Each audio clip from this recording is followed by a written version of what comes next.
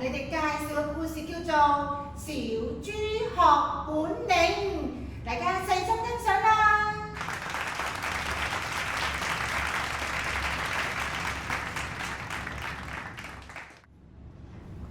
小豬、小鴨、小貓同埋小狗，佢哋4個係好朋友啊！佢哋都住喺農夫屋企。有一年夏天，天氣好熱，好熱啊！小豬喺豬棚嗰度翻來覆去，瞓極都瞓唔着啊！咦？突然間，佢見到小鴨喺小河度游來游去，玩得好開心。小豬好羨慕啊，即刻咧就跑過去問佢啦。小鴨妹妹，你游水游得好開心啊！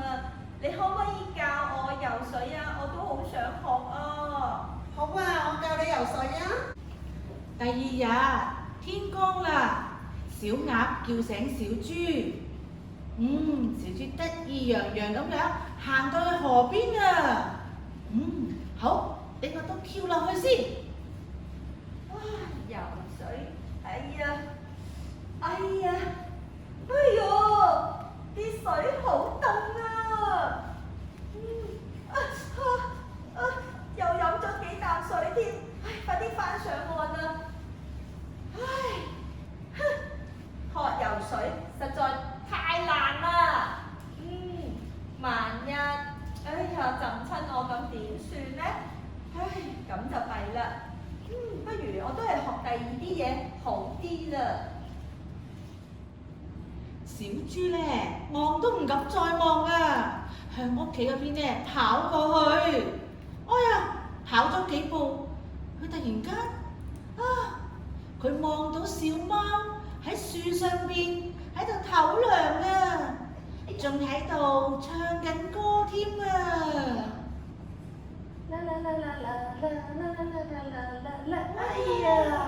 爬到上嚟啦，好舒服啊！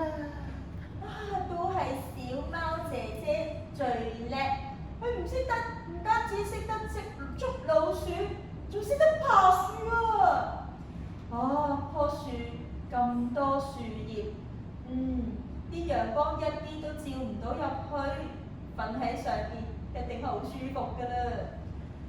如果我都識爬樹，咁就好啦！小豬咧即刻跑去大樹同小貓講啊！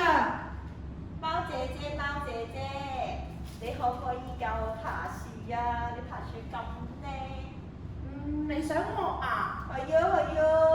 好啦，我教你啦。好嘢！第二日，小貓咧就教小豬爬樹啊。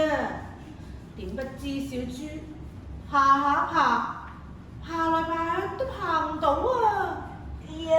最後仲攰到成頭大汗，仲喺地上邊喘晒氣啊！學爬樹，真係太辛苦啦，實在。我都係學第二啲嘢啦。小豬都係返屋企唔學啦。佢行下，咦？佢就見到小狗喺度跑緊步啊！哇！小狗哥哥真係好叻啦，講得咁快嘅佢，好快啊真係！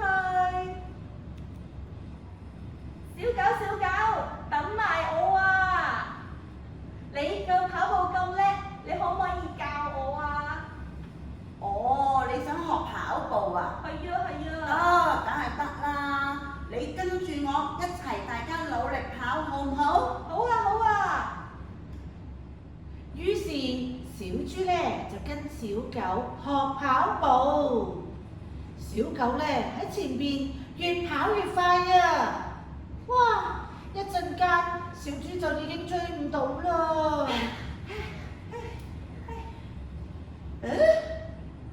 小豬咧，小豬，咁落後嘅你？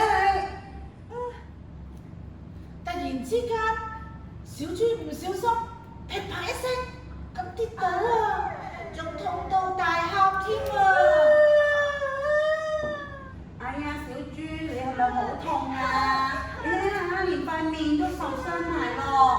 我唔練啦，跑步實在太辛苦啦，我唔練啦，我唔練啦。我要翻屋企去瞓覺。春天嚟啦，小動物咧舉行咗一個盛大嘅運動會，小鴨、小貓仲有小狗啊，都取得咧好成績。佢哋都好開心啊。不過小豬就攞唔到好成績啦。都怪我自己啦，學樣樣嘢都冇心機，學下就冇學。唉，而家一樣都做唔到喎。我都係翻屋企啦。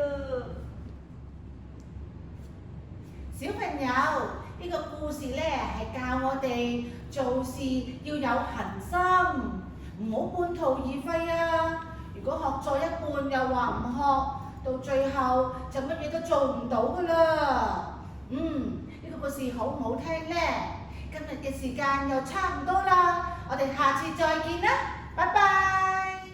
好，各位小朋友，我哋再見啦，拜拜。